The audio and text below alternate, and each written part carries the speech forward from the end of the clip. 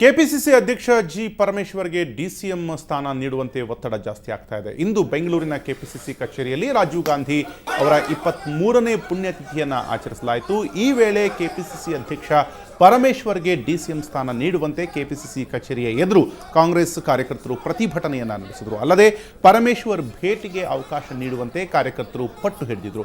ಈ ವೇಳೆ ಕೆಪಿಸಿಸಿ ಕಾರ್ಯದರ್ಶಿ ಬೋಸರಾಜು ಹಾಗೂ ಕಾರ್ಯಕರ್ತರ ಮಧ್ಯೆ ಮಾತಿನ ಚಕಮಕಿ ನಡೆಯಿತು. ಕ್ಷೇತ್ರದಲ್ಲಿ ಗೆದ್ದಿದ್ದೀವಿ ಸರ್. ಲೋಕಸಭಾ ಕ್ಷೇತ್ರದಲ್ಲಿ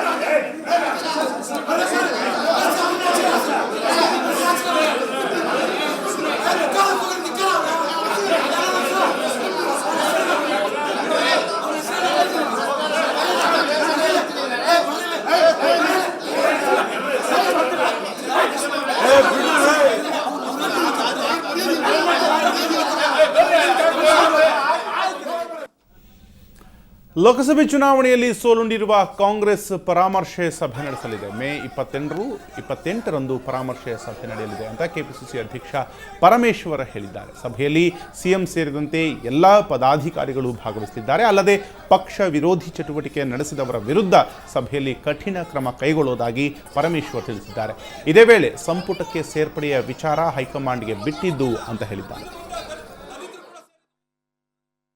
ನಾವೆಲ್ಲರೂ ಕೂಡ ಸಭೆ ಸೇರಿ ಎಲ್ಲ ವಿಷಯಗಳನ್ನು ಕೂಡ ಮೊದಲು ಚರ್ಚೆ ಮಾಡ್ತೇವೆ. ಜಿಲ್ಲಾಧ್ಯಕ್ಷರು ಕೊಡ್ತಕ್ಕಂಥ ವರದಿಗಳು, ಅಭ್ಯರ್ಥಿಗಳು ಕೊಡ್ತಕ್ಕಂಥ ಮಾಹಿತಿ ಮತ್ತು ವರದಿಗಳು, ಅದನ್ನು ಆಧರಿಸಿ ನಾವು ತೀರ್ಮಾನವನ್ನು ತೆಗೆದುಕೊಳ್ತೇವೆ. ಈ ಸಂದರ್ಭದಲ್ಲಿ ಯಾರಾದರೂ ಪಕ್ಷದ ಅಭ್ಯರ್ಥಿಗಳಿಗೆ ವಿರೋಧ ಮಾಡಿದ್ದಾರೆ, ಅವರ ಸೋಲಿಗೆ ಮುಖ್ಯವಾದ ಕಾರಣಕರ್ತರು ಅಂತ ಹೇಳಿ ನಮಗೆ ಈ ಎಲ್ಲ ವರದಿಗಳಿಂದ ಮತ್ತು ಅಭ್ಯರ್ಥಿಗಳ ವರದಿಗಳಿಂದ ಅಭಿಪ್ರಾಯದಿಂದ ಏನಾದರೂ ನಮಗೆ ಮಾಹಿತಿಗಳು ಸಿಕ್ಕಿದ್ರೆ ಆದರೆ ಅವ್ರ ಬಗ್ಗೆ ಕ್ರಮ ತಗೊಳ್ಳೋದು ಖಂಡಿತವಾಗಿ ಮಾಡ್ತೀವಿ. ಯಾವುದೇ ಮುಲಾಜಿಲ್ಲದೆ ಕೂಡ ಕ್ರಮ ತಗೊಳ್ತೀವಿ. ಆದರೆ ಪಕ್ಷವನ್ನು ಇನ್ನೂ ಹೆಚ್ಚು ಸದೃಢ ಮಾಡೋದಕ್ಕೆ ಏನು ಮಾಡಬೇಕು ಅಂಥೇಳಿ ನಾನು ಈಗ ಮುಂದಿನ 15 ದಿವಸದೊಳಗಾಗಿ ನಮ್ಮ ಕಾರ್ಯಕಾರಿ ಸಮಿತಿಯ ಸಭೆಯನ್ನು ಕರೀತಾ ಇದ್ದೇನೆ. ಅಲ್ಲಿ ನಾವು ಭಾಳ